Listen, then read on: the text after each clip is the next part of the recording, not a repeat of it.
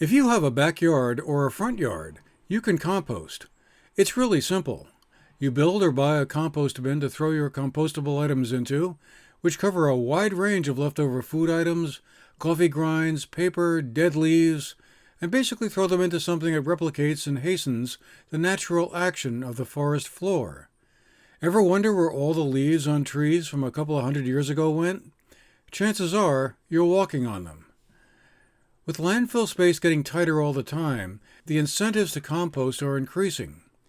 Instead of throwing out recyclable food and other items into the trash, you can buy or build your own compost bin, and over time, the decomposition of everything you put into it will yield some great fertilizer to mix in with your soil to grow your vegetables or flowers. The Bennington County Regional Commission wants to help. They are making some of the pails and bins and other accessories available. We caught up with Michael Batcher, their solid waste program manager, in East Dorset a couple of weeks ago, as he was helping distribute some of the tools of the trade. Selling compost bins and little kitchen buckets called kitchen composters and pails that people can use to divert their food scraps from the landfill. So they can compost in their backyard with a kitchen composter. With the backyard soil saver composter. They can put stuff in the little bucket, this little kitchen bucket to bring out to the soil saver, or they could put things in this pail and bring it to the transfer station. So they have several options in order to divert their food scraps. Intrigued, we reached out to Dan Stoll of Bennington, who had completed a course offered by UVM on becoming a master composter.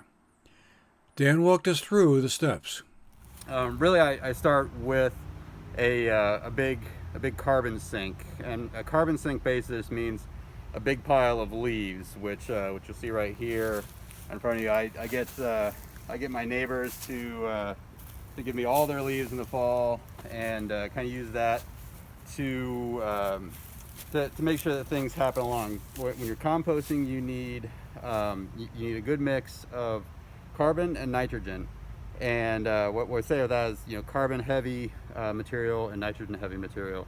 So a lot of your kitchen scraps are going to be nitrogen heavy material, and you need to balance those out with a lot of carbon heavy material. So leaves, sticks, wood shavings, shredded paper, napkins, those are all great carbon materials, and those are great to mix into your greens, your nitrogen heavy material, which would be your apple cores, your cucumber peelings, any kind of kitchen scraps like that. I do collect a lot of stuff in our kitchen in a sealed container. We just keep it on the counter, or a lot of people keep them under the counter. I also divert some of my kitchen scraps to a vermicompost bin. I got that from Urban Worm Bags. I keep it in the basement. It has a nice population of red wiggler worms, and they do a good job of chewing that stuff down and turning it into worm castings, which are great in the garden as well as the regular compost. So I divert a lot of that. I take the coffee grounds. I don't drink coffee, but my wife does. I take coffee grounds. These are extremely high in nitrogen, and these go just directly right onto a pile. The vermin, the rats, the squirrels, they don't touch the coffee grounds, so we can go ahead and put that straight out there. The rest of our kitchen scraps, it's kind of a light barrel this time. Got some avocado peel. We've got some carrot shavings. Got a pear core. These all go into a sealed container, which I can show you up here. I just keep that sealed to keep it away from the vermin and to keep them from getting into it.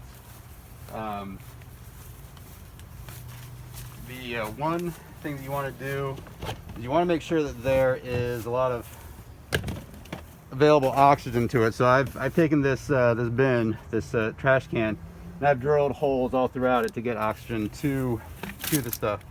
And the idea is just to let it sit for a while until it doesn't become food anymore, until it doesn't become attractive to the vermin.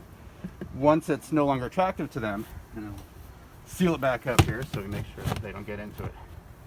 Once it's no longer attractive to them, we'll take it down here, and I can show you.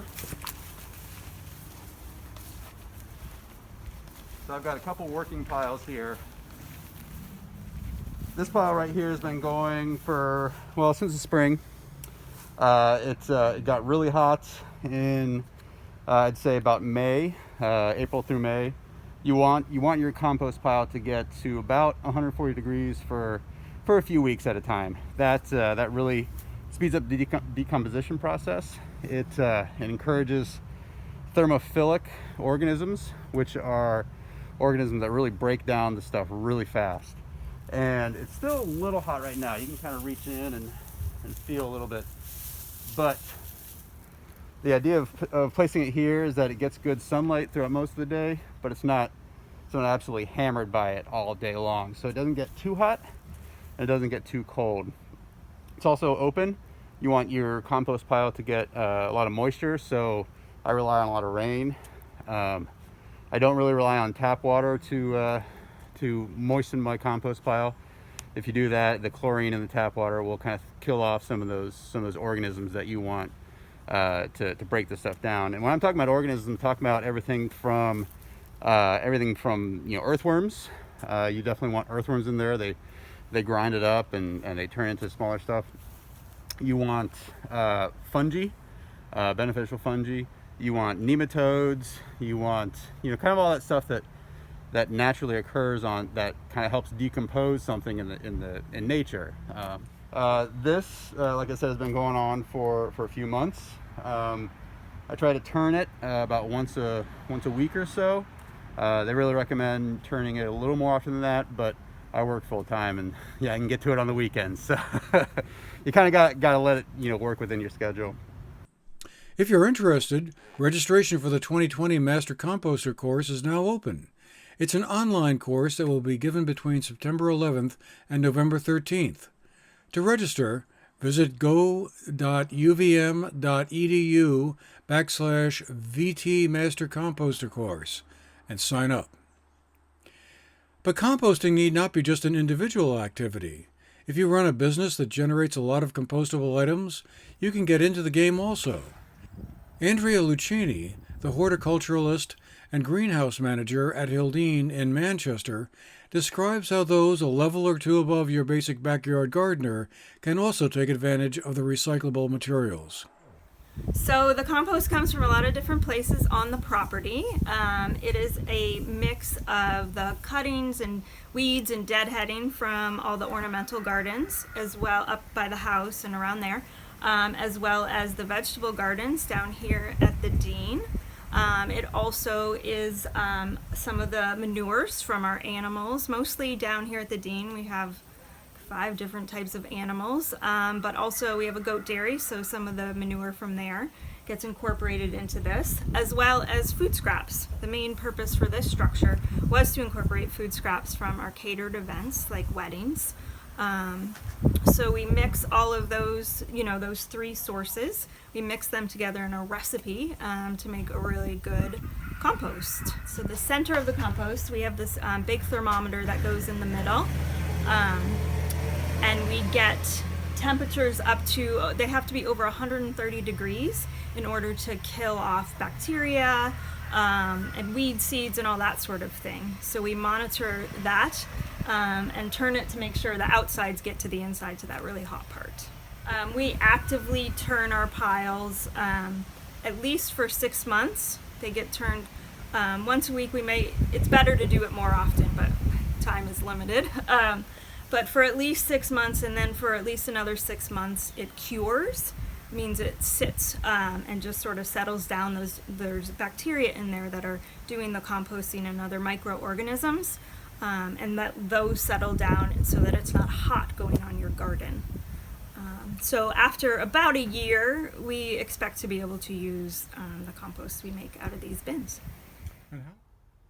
Wherever you are on the composting spectrum, with a little effort you can create a win-win: fertilizer for free and easing pressure on landfill capacity. Plus, it's kind of fun. For the GNAT-TV News Project, I'm Andrew McKeever.